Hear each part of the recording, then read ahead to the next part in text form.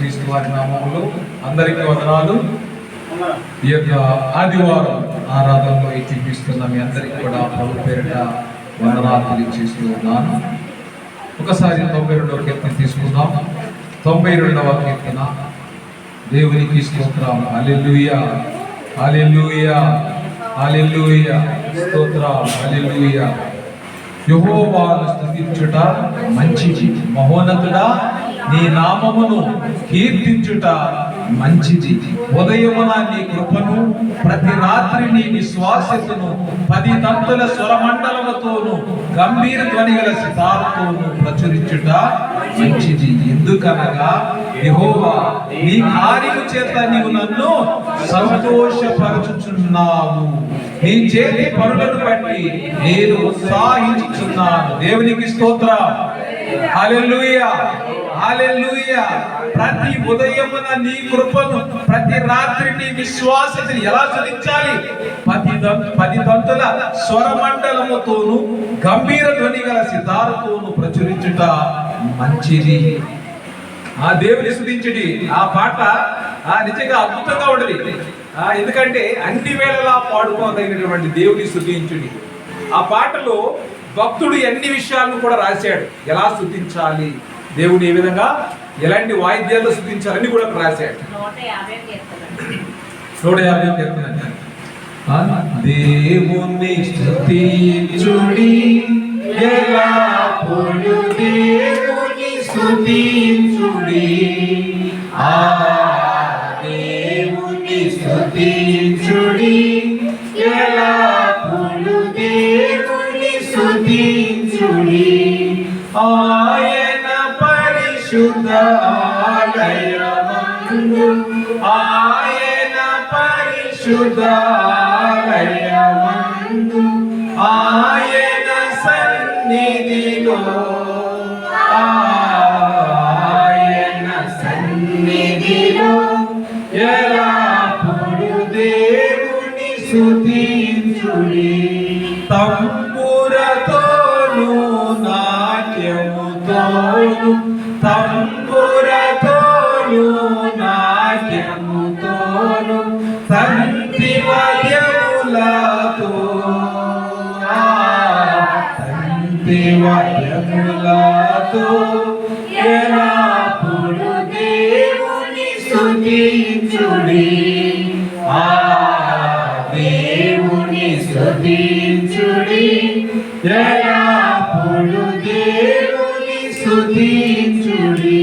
భూరాత్మనితో ఆయన స్తుతించుడి.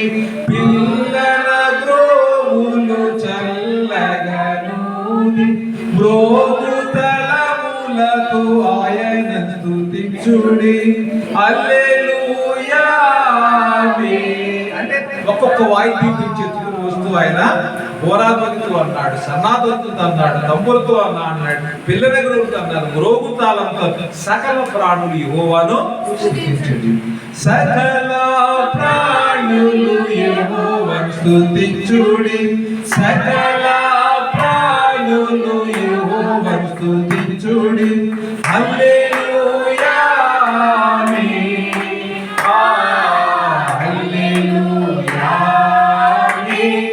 ఎల్లప్పుడూ దేవుని స్తుతించుడి. దేవుని స్తుతించుడి ఎల్లప్పుడూ, దేవుని స్తుతించుడి. హల్లెలూయా, హల్లెలూయా. ఎలా స్తుతించమన్నాడు అంటే ఇంత ఆనందంతో, సంతోషముతో దేవుని మనం స్తుతించాలి. ఎందుకంటే ఇప్పుడు దేవుని బిడ్డలారా, దేవుడి రోజున అంటే ఈ లోకంలో జీవిస్తున్న మనందరూ కూడా ఒక వాక్యాన్ని జ్ఞాపకం చేస్తూ ఉన్నా. I can do anything. నేను ఇంగ్లీష్ మాస్టర్ని. క్యాన్ అనే ఓడి గురించి చెప్తున్నప్పుడు 2 విధాలుగా చెప్తాను. ఒకటి కెపాసిటీ, రెండోది క్యాపబిలిటీ. అంట ఏ ఎబిలిటీ అంటే నా ఎబిలిటీ ఏంటంటే నేను ఈ బస్తాన్ని తీసి అక్కడ వేయగలను అని అలా ఎక్స్ప్లెయిన్ చేస్తాను. అంటే నీ శక్తి సామర్థ్యాల గురించి మాట్లాడు. ఐ క్యాన్ అంటే నువ్వు ఏమి చేయగలవో ఆ క్యాన్ అనే వర్డ్ ఇది చాలా డేంజరస్ వర్డ్ కూడా. ఈ వర్డ్ ఏం చేస్తాడంటే మనకి ఈగోని క్రియేట్ చేస్తూ ఉన్నాడు. ఈగో అంటే నేను. సిగ్మెంట్ ఫ్రాయిడ్ అని మానసిక శాస్త్రవేత్త, ఈ యొక్క మానసిక శాస్త్రవేత్త మనుషులు పరిశోధించి 3 రకాల బిహేవియర్ల గురించి చెప్పాడు.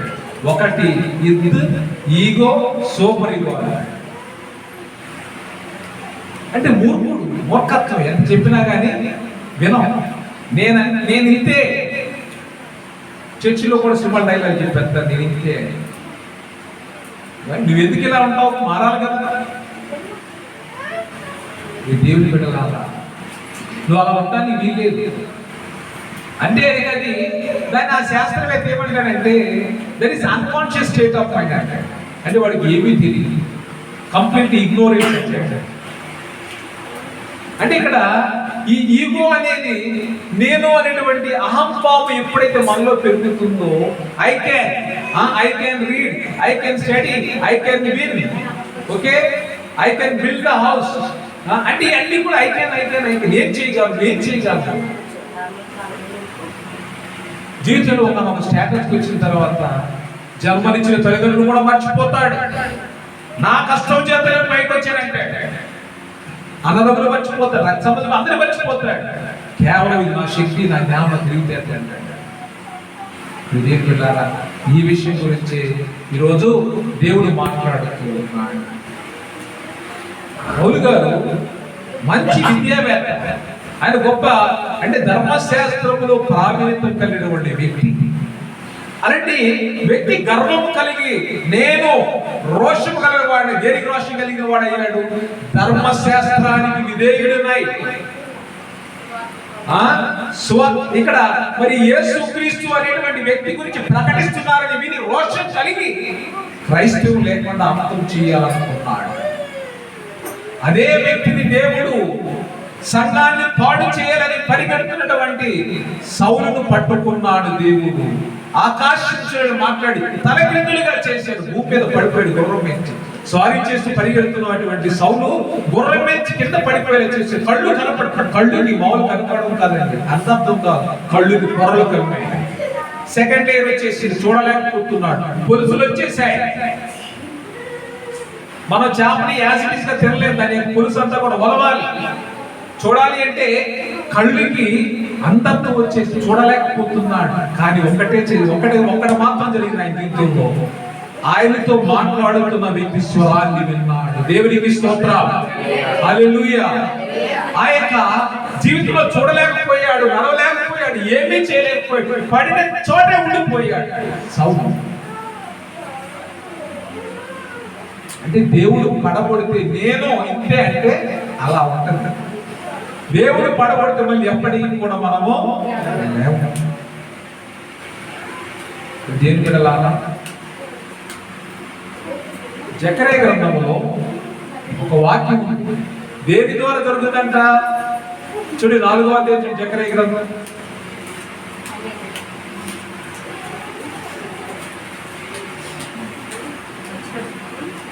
4:8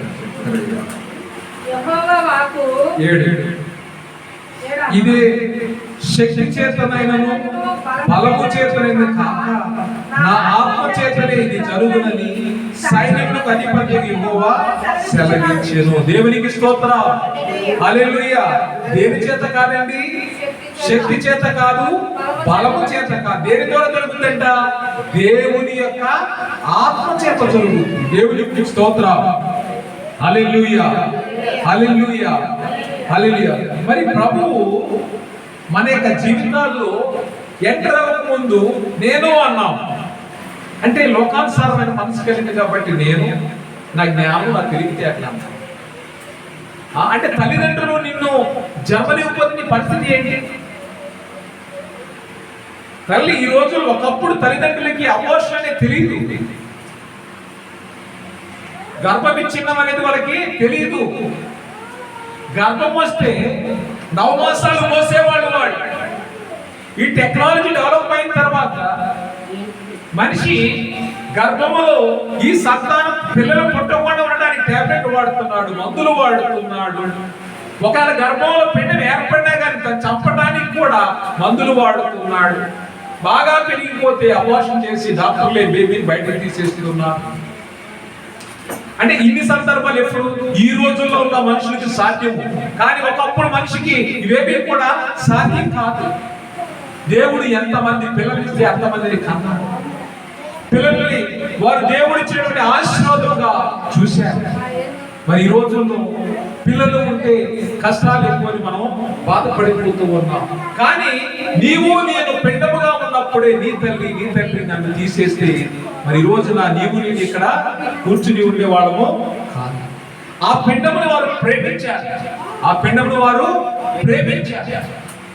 ప్రేమించారు కాబట్టి ఈ రోజున నిన్ను నన్ను 9 మాసాల తల్లి పోసి భూమి మీద తీసుకుని వచ్చింది.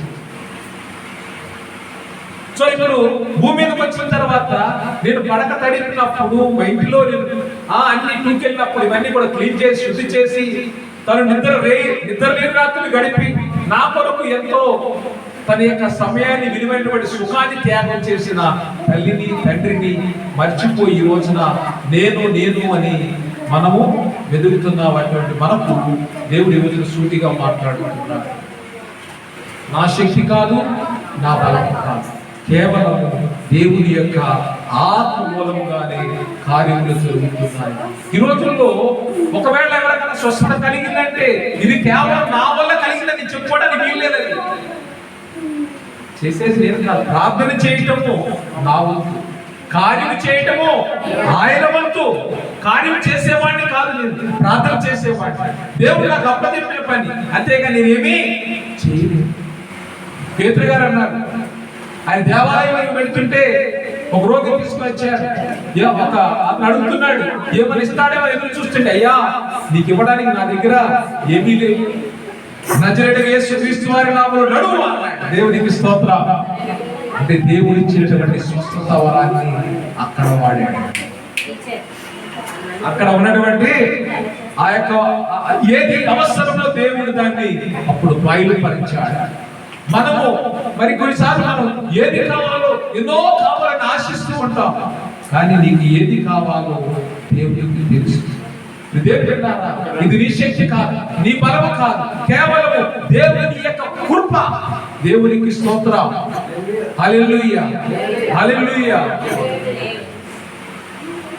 ఫిలిప్పీయులకు రాసిన లేఖ 4వ అధ్యాయం, ఫిలిప్పీయులకు రాసిన లేఖ 4వ అధ్యాయం 13వ వచనం. నన్ను బలపరచు వాని యందే నేను సమస్తమును చేయగలను. దేవునికి స్తోత్రం. నన్ను బలపరచు వాని యందే నేను సమస్తమును చేయగలను. అంటే ఇప్పుడు నేనేమన్నాను, నాకేమన్నాను? నేను ఐ క్యాన్ డూ అన్నాను, నేను చేయగలను అన్నాను. సో ఇప్పుడు పేతురు గారు, పౌలు గారు కూడా సౌలుగా ఉన్నప్పుడు సంఘాన్ని పడవేయాలి అని చెప్పేసి నాశనం చేయాలి పరుగులు తీస్తున్నటువంటి, అంటే ఆయన కూడా అనుకున్నాడు నేనే ఈ యొక్క క్రైస్తవం లేకుండా అంతము చేస్తానని సవాలు చేసి పరుగులు తీస్తున్న సౌలు దేవుడు పట్టుకున్నాడు. గర్వంతో నిండినటువంటి సౌలు పట్టుకొని పడగొట్టాడు. కాబట్టి ఇప్పుడు ఏమంటున్నాడు? I can do all things in him who strengthens me అన్నాడు. ఏమన్నాడు? మాట మారి చూసారా? సౌలుకి పౌలుకి మాట మారితే అర్థమైందా మీకు? గుర్రం మీదకున్నా వెళ్ళి సౌలు ఏమన్నాడు? నేను ఈ క్రైస్తవం లేకుండా చేస్తానన్నాడు. ఏ నోటికైతే అన్నాడు అదే నోటితో ఇప్పుడు ఏమంటున్నాడు? 4:13 ఫిలిప్పీయులకు రాసిన 4:13లో నన్ను బలపరచు వాని యందు నేను సమస్తమును చేయగలను. అంటే నా కంప్లీట్లీ డిపెండెంట్ మైండ్, ఆధారపడ్డాడు. ఎవరి మీద ఆధారపడ్డాడు? దేవుని మీద ఆధారపడ్డాడు. దేవుని మీద ఇప్పుడు నేను చేయగలనని ఎగిరినటువంటి వ్యక్తిని దేవుడు పడగొడితే నేను కాదు చేసేది, ఆయన చేయాలని అర్థమైంది. దేవునికి స్తోత్రం. హల్లెలూయా. నీకున్న జ్ఞానం చేత, తెలివితేటల చేత నువ్వేదో సాధించాలని తహతహలాడుతున్నావేమో, గర్వంతో విరవీగుతున్నావేమో, ఒకసారి ఆలోచించుకో. దేవుని బిడ్డలారా, అంటే ఇక్కడ సమస్తమును అన్నాడు ఆయన. 1, 2 అనలేదు. సమస్తమును నన్ను బలపరచు వాని యందు నేను సమస్తమును చేయగలను. అంటే ఆయన లేకుండా ఏ ఒక్క పని కూడా నేను చేయలేను అని చెప్పేసి ఆయన రూఢిగా చెప్తూ ఉన్నాడు. సో ఇప్పుడు నాది ఏముందండి? ఇంత చూడడానికి బాహ్యంగా ఎంతో మరి బలంగా ఉన్నప్పటికీ కూడా కార్యము జరిగించేది ఆయన. బలవంతుడా నాకేమని ఏమనకూడదు, బలవంతుడా నాకేమని. బలవంతమైన సర్పం కూడా చలిచీపుల చేత జిక్కి సావదే సుమతి. అంటే సర్పం బలంగా ఉండొచ్చు,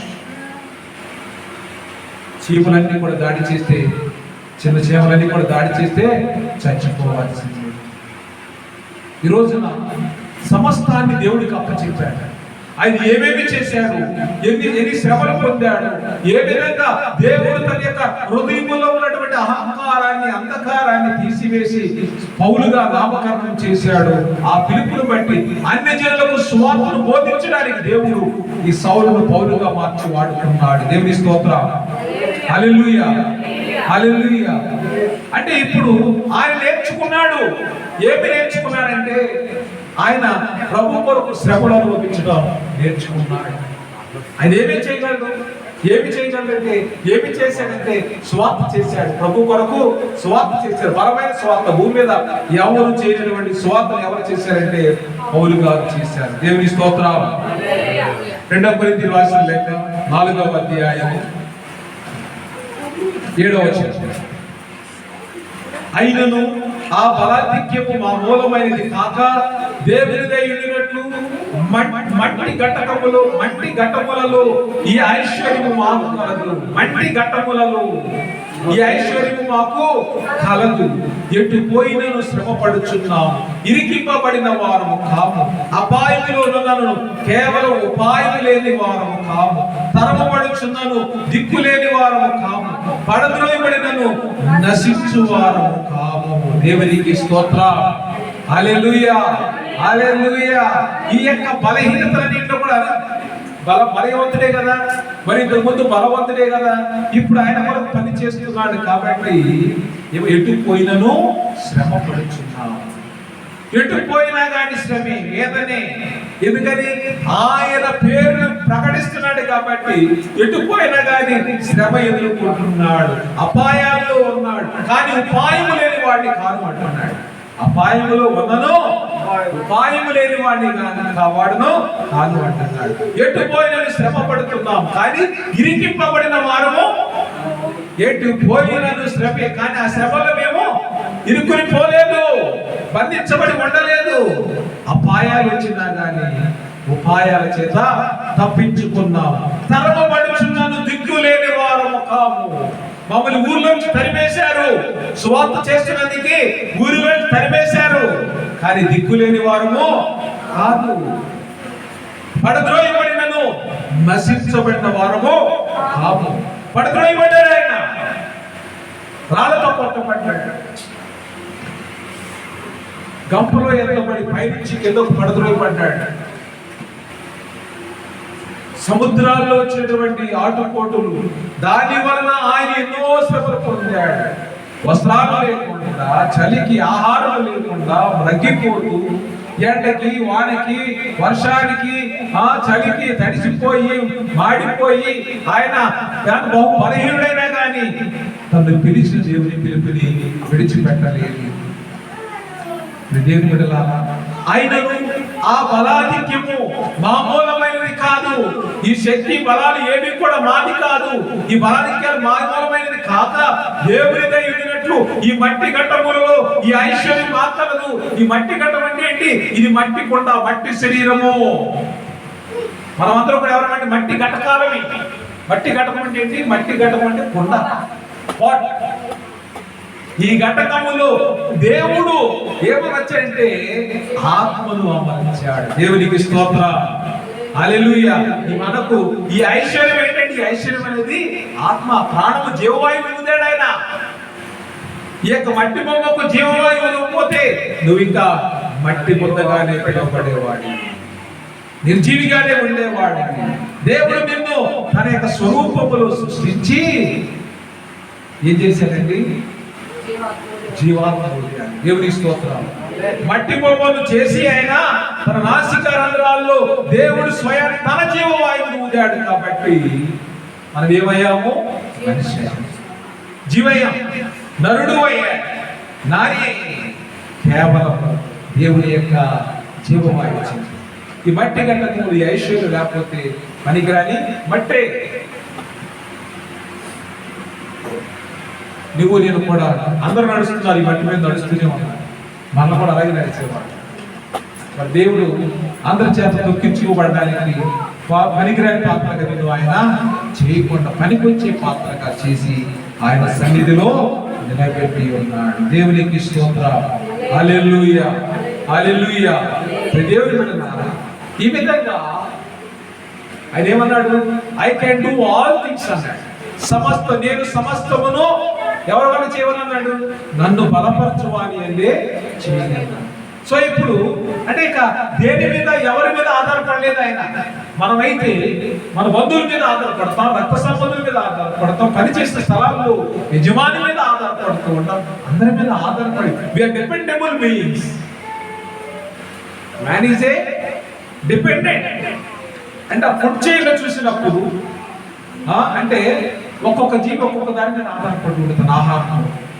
ఆ విధంగా మనం కూడా ఈ రోజుల్లో మన భక్తి అనేది అవసరాలకు కాకుండా ఇది త్యాగంతో కూడుకున్నదై రోషంతో కూడుకున్నదై ఉండాలని ప్రభుపేట సెలవిస్తున్నారు.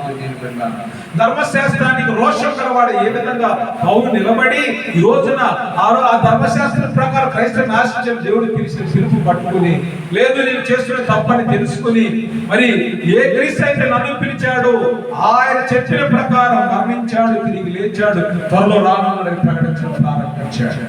సో ఈ యొక్క దేహము ఈ విధంగా మట్టిలో కలిసిపోవడానికి వీలు లేదు. సత్య సువార్తను బోధించడం ప్రారంభించాడు. మొన్నైనది మళ్ళీ మట్టిలో కలవాల్సిందే, కానీ ఆత్మ తాను ఇచ్చిన దేవుని దగ్గరకు వెళ్ళాలి. దేవునికి స్తోత్రం. హల్లెలూయా. ప్రకటన గ్రంథము 14వ అధ్యాయం 13వ వచనం. ప్రకటన 14:13.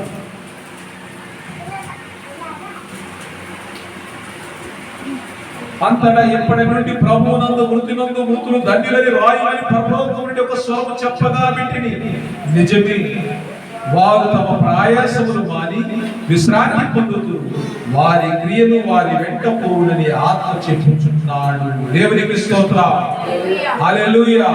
ఎంత రోషం కలిగి ప్రభు కొరకు జీవించాడో అలాంటి వారి కొరకు ఏమంటే ప్రభువునందు మృతులు వారు ధన్యులని రాయము అని పరలోకం నుంచి దేవుడు చెప్తూ విన్నాడు. నిజమే, వారు తమ ప్రయాసములు మాని. అంటే ప్రయాస అంటే ఏంటి? భార్య, పిల్లలు, ఆస్తిపాస్తులు, ఉద్యోగాలు, ఇవన్నీ తన ప్రయాస భూమి మీద అంతా కూడా మర్చిపోయాడు. ఉదయం లేచిన దగ్గర నుంచి సాయంత్రం పడుకునే వరకు మనం ఖాళీగా ఉంటామా? ఇంటిలో హోమ్ మినిస్టర్ పని చేయాలి కదా, హోమ్ మినిస్టర్ వంట చేయాలి, ఇల్లు చెత్త పెట్టాలి, బట్టలు దాన్ని చెత్త పెడితేనే ఇల్లంతా కూడా హ్యాపీగా ఉంటుంది. లేకపోతే ఎక్కడ బట్టలు ఎక్కడ అంటులు అక్కడ అదే విధంగా అంతా కూడా కంప్లీట్ డిసార్డర్ లో ఉంటుంది. హౌస్ అంతా కూడా ఇల్లు చక్కగా ఉందంటే ఆ యొక్క ఇంటి యజమానురాలు ఇల్లంతా కూడా సర్ది పెట్టుకుంటుంది. ఆ విధంగా మీరు నీరు పెట్టినా నిన్ను నన్ను ఆర్డర్ పెట్టడానికి ఆయన ఏం చేశాడంటే మా ప్రయాస వారు తమ ప్రయాసములు మాని అన్నాడు. వాళ్ళు ఏ సుఖాన్ని కోరుకోలేదు, ఏ సుఖాన్ని కోరుకోకుండా, ఏ విలాసాలు కోరుకోకుండా, ఒక ప్రాంతానికి అంటి పెట్టుకొని ఉండకుండా ప్రపంచానికి సవాలుగా తన యొక్క సుఖాన్ని మాని, ఇల్లును మాని, తోబుట్టును మాని, ఉన్న ఊరిని మాని ఊరూరా సువార్త చేయడం ప్రారంభించాడు. దేవుని స్తోత్రం. హల్లెలూయా, హల్లెలూయా. దేవుని తమ ప్రయాసాలు మానుకున్నాడు, తన వ్యసనాలు వదులుకున్నాడు, తన జీవితాన్ని మార్చుకొని ప్రభు కొరకు ప్రభు యొక్క సువార్తను బోధించడానికి కంకణము కట్టుకున్నాడు. కాబట్టి వారి క్రియలు వారి వెంట పోవునని ఆత్మ చెప్పుచున్నాడు. వారి క్రియలు వారి వెంట పోవునని ఎవరు చెప్తున్నారు? ఆత్మ దేవుడు చెప్తూ ఉన్నాడు. నువ్వు చేసిన కార్యాలు ఏవి కూడా నీ వెంట రావడానికి వీల్లేదు, అన్నీ వస్తాయి. ప్రతి ఒక్క దానికి లెక్క చెప్పుకోవలసిన వారమై ఉన్నాం. దేవునికి స్తోత్రం. హల్లెలూయా. సో పౌలు గారు ఏ విధంగా నన్ను బలపరచు వాటి అంది నేను సమస్తమును చేయగలను అన్నాడు. ఆయన అన్నాడు, ఇంకో మాట అన్నాడు, సమస్తమును ఆయన కొరకు నష్టముగా ఎంచుకుంటున్నాను అన్నాడు. పెంట కుప్పతో సమానంగా చూస్తున్నాను అన్నాడు. దేవునికి స్తోత్రం.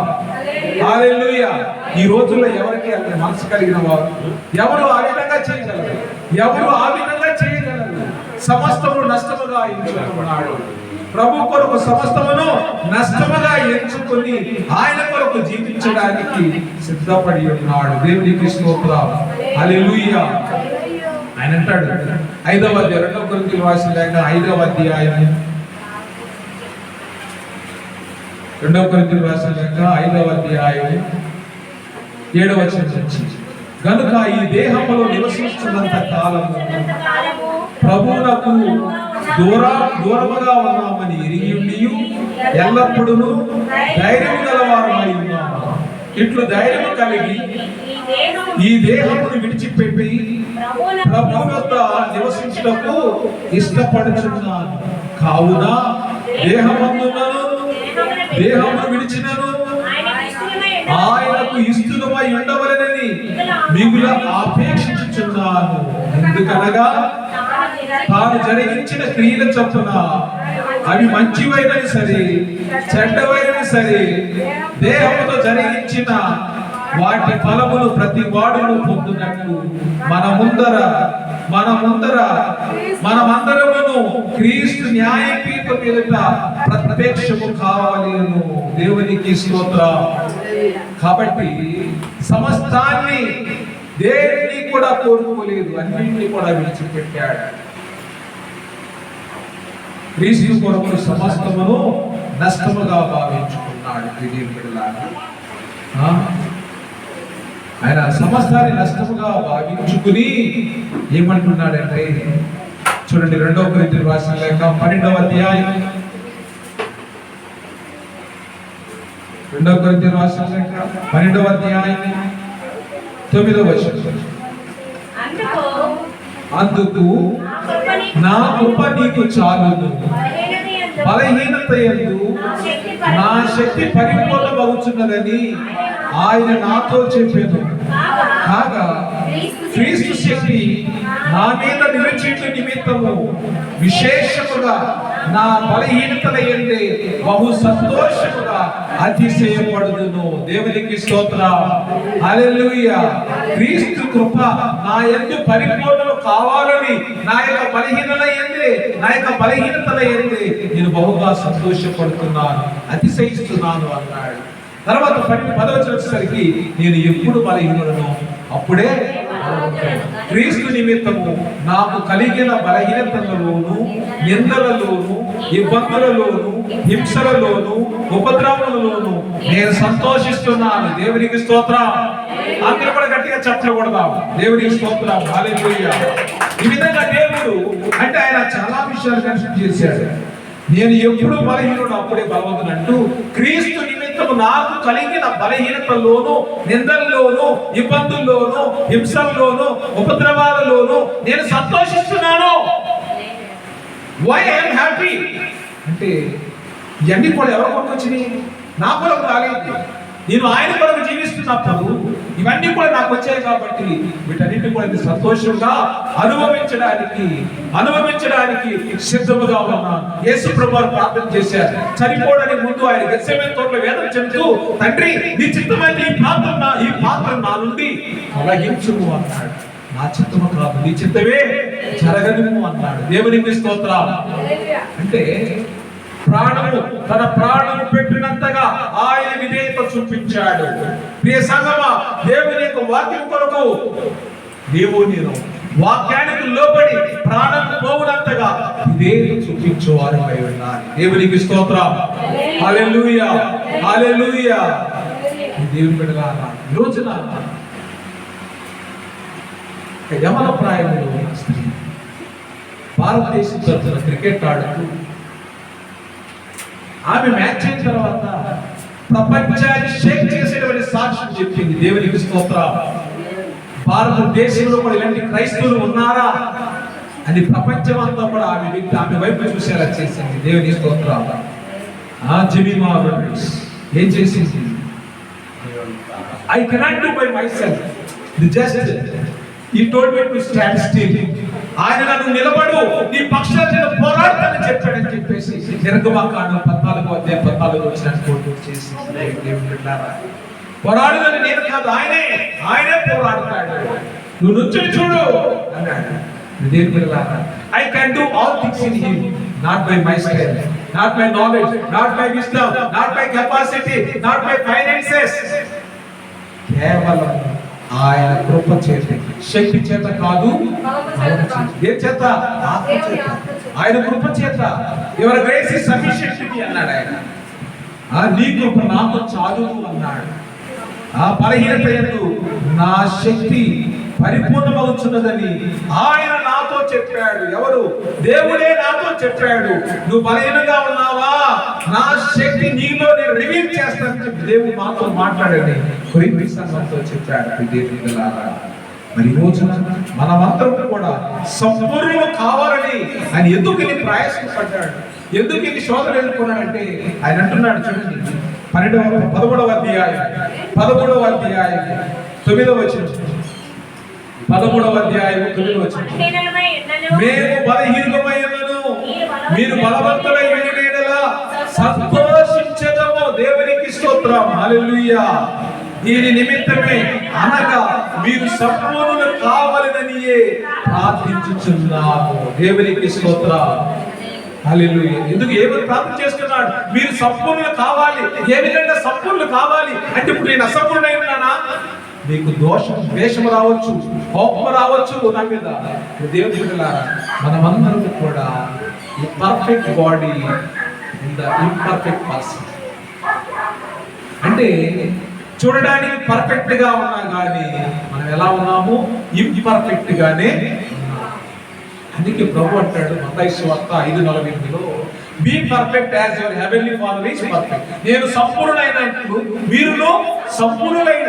సంపూర్ణత అనేటువంటిది ఏమిటి అంటే ఎలాంటి లోపము లేనిది, ఎలాంటి లోపము లేనిది, ఏ మచ్చ డాగు మరక లేనటువంటిది, సంపూర్ణమైనటువంటిది. ఎందుకంటే దేవుని రాజ్యంలో ప్రవేశించాలి అంటే మనమంతా కూడా సంపూర్ణత కలిగి ప్రవేశించాలి. మనలో ఉన్న పాపం చేత, ద్వేషం చేత, ఈ లోకానుసారమైన శరీర క్రియల చేత దేవుని రాజ్యంలో ప్రవేశించడం కాబట్టి కుదరదు. కాబట్టి ఏమన్నాడు? ఆత్మఫలాలు ధరించుకోమన్నాడు గలతీయులకు రాసిన లేఖలో. అది రోజున అంటే అంటే మనం అంటాం మిస్టర్ పర్ఫెక్ట్, మిస్సెస్ పర్ఫెక్ట్ అంటాం. No Mr perfect, no Mrs perfect. These are only titles. అంటే పిలుచుకోవడానికి మాత్రమే కానీ there is no person perfect. సంపూర్ణుడు ఎవరు భూమి మీద లేదు. సమస్తమును క్రీస్తు కొరకు త్యాగం కలిగి జీవించిన వాడు, సర్వమును త్యాగం చేసిన వాడు భూమి మీద ఎవరు లేదు. అది యేసు ప్రభువారు మనకు ఒక మాదిరిగా ఆయన లోకం మీద భూమిలో జీవించి మనందరికీ కూడా నేర్పించారు. ఈ రోజున ప్రియ సంగమా, ప్రియ బిడ్డలారా, వింటున్నటువంటి ప్రతి ఒక్క సహోదరి సహోదరుడా, how you are just prospect. నువ్వు ఎలా ఉన్నావు ఒకసారి ఆలోచించుకో.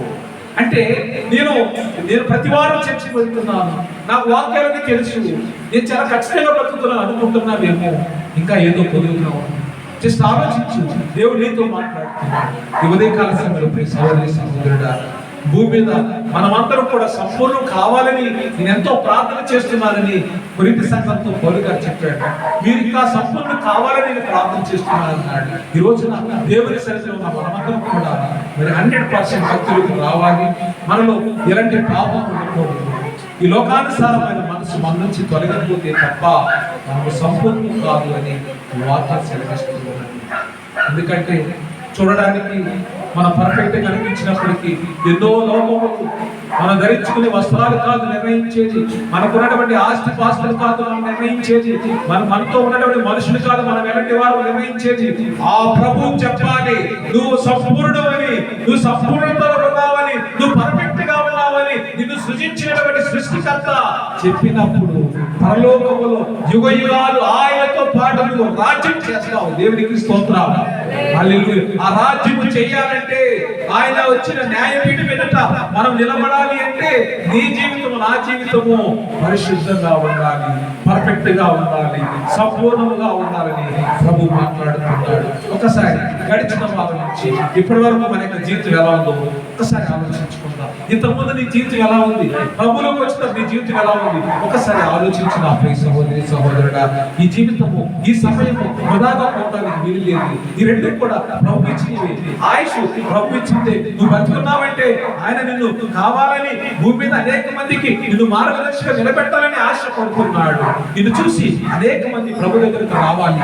నా ప్రియ దేవుని బిడ్డలారా, నీ మాటలోను, నీ క్రియలోను, నీ చూపులోను, నువ్వు నడిచే మార్గం అంతట్లో కూడా అనేక మందికి ఇది ఒక మార్గం చూపేటువంటి మార్గముగా ఉండాలి. అంతేగాని అనేక మంది పెడతలో పట్టే వారిగా మన జీవితాలు ఉండకూడదు, మన క్రియలు ఉండకూడదు, మన మాటలు ఉండకూడదు. ఇటు పోయినను శ్రమ పడేవారు, ఇటు పోయినను శ్రమ పడిన వారు. కానీ దేవుడే తప్పించాడు. నీకు వచ్చే శ్రమల నుంచి ఆయన తప్పిస్తున్నాడు. ఏ మాత్రం మనం చింతించడం వల్ల ఈ యొక్క ఊరిడెక్కి చేయలేము, ఊరు తప్పు చేయలేము. అలాంటప్పుడు మనం చింతించడం కాబట్టి మన చింతయాలి. మన ప్రయాస దేని కొరకు నువ్వు ప్రయాస పడుతున్నావు భూమి మీద, ఇవన్నీ కూడా ఆయన సమస్తము నష్టముగా ఎంచుకున్నాడు. ప్రభు కొరకు తన సర్వాన్ని సమర్పించి తన కొరకు జీవించాడు. దేవుడి రోజున ఆ పౌరులను ఉన్నతమైన స్థానంలో మనందరికీ కూడా ఒక మార్గదర్శిగా ఉంచాడు. కాబట్టి మరి నన్ను బలపరచమని నేను సమస్తము చేయగలను అన్నాడు. నా శక్తి చేత కాదు, నా బల చేత కాదు, దేవుని ఆత్మ చేత కార్యాలు జరపమన్నాడు. కాబట్టి ఆయన విశ్వాసించుదాం, నమ్మకం ఉంచుదాం. దేవుని మీద ఆధారపడి మన స్వబుద్ధిని ఆధారం చేసుకోక దేవుడి జ్ఞానం ఆధారం చేసుకుని ముందుకు వెళ్దాం. దేవుడి మాటలు దీవించిన